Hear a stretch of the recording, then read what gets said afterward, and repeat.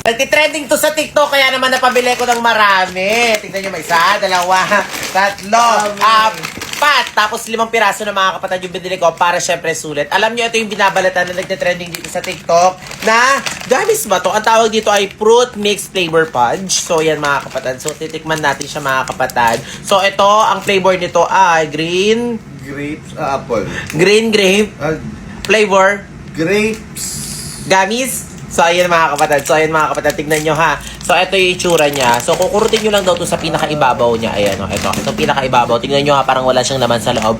Pero, pag nabalatan nyo na siya mga kapatid, pag nabalatan nyo na siya, lalabas na yung pinaka flavor niya dun. Uy, meron sa loob. Ito wow! O, ito yung pinakamalasa. Ito sa'yo. Kinakain na. Masarap dyan. Habang naman sarap. Ang tabisin mga kapatid. Ako napakasulit na ito mga kapatid. Kaya damihan nyo na yung bilhin nito. Matutuwa yung mga chikiting nyo sa bahay. Kahit kayo mga kapatid, magkikrave talaga kayo dito. Ito ang Fruit Mix Flavor Fudge na nabili ko dito sa TikTok sa murang halaga lang. Kaya kung ako sa inyo mga kapatid, ilalagay ko yun sa yellow basket. Check out nyo na. Hindi masamang gumamit ng filter pero wag sobra. Yan ang natutunan kong lesson sa babae na to. Kilala nyo ba tong babae na to? Sobrang nakakaiyak yung story niya sa buhay na nangyari sa kanya. Nakikita nyo umiiyak siya. Ayan, malungkot na malungkot ang mata niya. Makikita nyo talaga sa mata niya na malungkot at nasasaktan siya. Yung babae na yan ay walang iba kundi ang aking kapatid na si Elaine. Yes, tama po kayo. Si Elaine po yan. Story time tayo. May ikukwento ako sa inyo. Bago ako umalis, papunta dito sa Dubai, meron ako ikukwento sa inyo na never ko siya makakalimutan sa buong buhay ko. Itong bata na to is bago kami umalis. Kapatid ko po yan, nalilinawin ko. Kapatid ko po to. Si Ilinyay po yan. Dito, hindi lang siya gumamit ng filter. Pinicturean ko kasi umiiyak siya. Bago po kasi ako pumunta sa Dubai, magkakasama kami magkakapatid. Gusto ko magkakasama kaming kakain bago ako ihatid dun sa airport. Ngayon, ang iniiyak niya dyan, meron kasing isang mga batang grupo na lumapit sa amin para magpa-picture, lalong-lalo na po sa ate ko na si Ate Aya. Hindi po namin sinasabi na sikat po kami ha. Natutuwa lang po kami na meron pong mga batang naka-appreciate po ng ginagawa po naming content everyday. Tapos nakapagpa-picture na kay Ate Aya, nakapagpa-picture na sa akin, sa jowa ko, tapos kay Adrian yung mga bata. Kasama namin si Elaine. Ito ang pinaka-highlight sa lahat kung bakit umiyak talaga yung kapatid ko. Dahil walang nagpa-picture sa kanya, hindi po ganun ha. Dahil po, lumapit po sa kanya yung bata, tapos tinanong po siya, pwede po bang magpa-picture kay Ate Elaine? Nasaan po ba si Ate Elaine? Hinahanap sa kanya si Ate Elaine. Tapos tumingin kami sa kanya, nakita namin, tapos narinig namin, sagot niya dun sa bata, ay ako po si Ate Elaine. Sabi niya ganun, ako po si Ate Elaine, picture po tayo. Diba sabi ko sa inyo, okay lang na gumamit ng filter, wag lang sobra. Hindi na siya nakilala. Ngayon, hinahamon ko kayo, punta kayo sa account ni Elaine kung ganito ba yung... kung ganito ba yung makikita nyo. Ito yung mga lip tint na nabili ko dito sa TikTok. Grabe, hindi ko expect na 50 pieces na siya sa murang halaga lang. Napabili ko nito mga kapatid, hindi dahil sa nakikita ko siya dito sa TikTok. Napabili ako kasi nakita ko ginagamit siya ng mama ko. Meron siyang 4 na shades, ayan mga kapatid. Tapos binigay niya sa akin yung isa kasi ganda-ganda ako. As in, simula umaga hanggang hapon, nilagay ko siya sa lips ko. Talagang hindi siya natatanggal, naglalast talaga. Tapos alam niyo yung ang dami ko nang ininom na tubig, soft drinks, ayan, mga shakes. Talagang yung marks ng lipstick niya talaga hindi natatanggal sa aking lips. Kaya naman talaga nagustuhan ko. At magugulat kayo sa presyo nito mga kapatid. 4 na piraso na po siya sa murang halaga lang. Alam niyo mga kapatid, yung atake ng 50 pieces na lip tint na to mga kapatid, reseller package na siya. Grabe, ang dami. Dinamihan ko na talaga mga kapatid. Syempre, pwede siya pang regalo, pwedeng pang bigay sa mga kaibigan natin. Syempre, sa mga kapatid ko rin, bibigyan ko rin sila nito. 50 pieces sa murang halaga lang. Alam ko, familiar na rin sa inyo to mga kapatid. Kaya kung gusto niyo rin ng ganito mga kapatid, nandiyan sa yellow basket, i-check out niyo pa. I-check out niyo na hanggat hindi pa siya bumabalik sa dating yung presyo. Alam mo, kung problema mo, yung mga dry mong balat, nako mga kapatid, eto na po ang solusyon dyan. Tamang-tama na sa tamang video ka. So, mga kapatid, ito po ang ating BCN toner. So, hindi po ito juice mga kapatid ha. Ginagamit po ito sa ating balat. So, nilagay ko siya dito mga kapatid para po makita nyo po yung texture niya na hindi po tubig na tubig siya. Nakita nyo may pagkamalapot po siya mga kapatid. Oh, kita nyo yan. So, ang dami niyang laman mga kapatid. Ito, may konti pang natira. Binuhos ko lahat dito yan. Ayan, oh. Ganyan. So, kung problema nyo mga kapatid, yung dry yung balat at gusto nyo mag-lighten at gusto nyo mag-brighten, ito lang naman yung BCN toner na meron lang namang niacinamide plus vitamin C na kailangan ng balat natin at natutulungan niya mag-nourishing ang ating mga balat. Okay? So, ibig sabihin, Kuya Yuki, natutulungan po ba makapag-lighten ng skin? Yes po mga kapatid, matutulungan niya po as long as consistent ang paggamit nyo. At the same time, matutulungan niya rin maging malambot ang ating skin. Alam niyo mga kapatid, ang nakakatawa dito, ang bilis i-absorb ng ating balat. Hindi puro tubig ang laman, 500 ml, matipid at mura. Ayan, oh.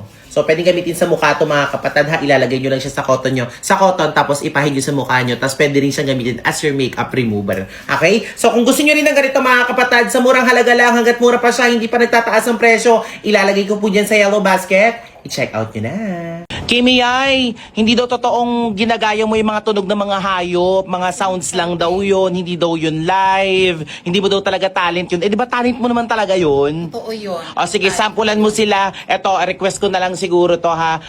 Kasi di ba ginawa mo na yung tandang, Tandang. tumawag ka ng ibon, Ibon. palaka, kambing. Kambing. O ngayon, gayahin mo naman bibe. Ayan. Kaya mo yung bibe, di ba? Siyempre naman, lahat ng hayop kaya namin. Lalo na, especially kaming mga waray, talented talaga kami. Ay, mga waray. Ay, si Mama Waray! Mama, dito ka, bilis. Tayo ka dito, bilis. Ayan si Mama, ano rin pala siya. Marunong din parang gumaya ng mga tunog ng mga hayop yan. Kita, O, bibe. bibe. Bibe yung gano'n. O, si Kimi muna. O, sige. Bibing dalaga. Ay, may ganun pa. Perfect, bibing dalaga. Paano naman yung bibing dalaga? O, sige, bilang na ako, ha? Okay. 1, 2, 3, go! Ay, ang galing! Ang galing! Bobo, ang galing nyo. Paano mo nagawa yun? Ang galing. Eh, si Mama, kaya nyo rin Mama yon. Ay, kayang-kaya ko yun. Kaya lang naman, Bibing matanda. pang matanda. Ay, pamatanda na. Ano talaga mga waray? Oo. Kaya bibing dalaga. Bibing pang matanda. O, sige, paano yun, Mama? Paano? Paano yung bibing matandang tunog? Mga talented talaga may mga waray. Okay, 5, 6, 7, go!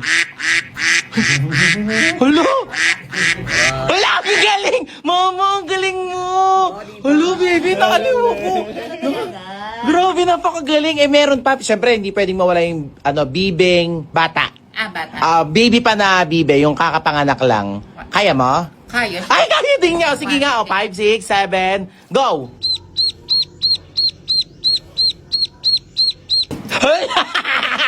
Ang galing. Mama, ang galing nyo. Kaya pala na-inlove si Papa sa'yo eh. Kaya mo palang gumaya ng mga... Kayang-kaya namin gayahin. Yes. Grabe yung mga Ay, waros. kasi yung aming bahay katabi ng ilog, alam mo mga baby nasa ilog. Oh, galing. Kaya kayang-kaya natin. Di ba? Oh, ngayon kung may mga request pa sila na gustong ipagawa sa inyo ng mga tunog ng mga hayop, kaya niyong gayahin. Yes. Basta, comment Comment down below. below.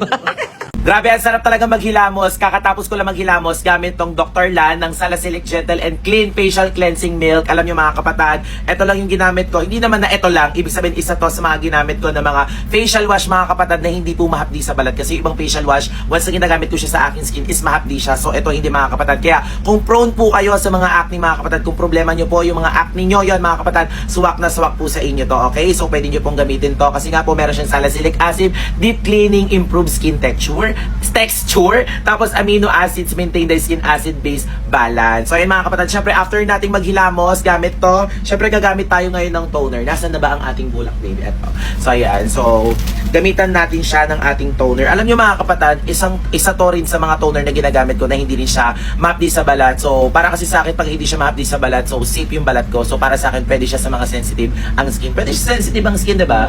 So, ayan mga kapatid, ayan, nabawasan ko na siya. For now, ito yung ginagamit ko na toner. So, yan.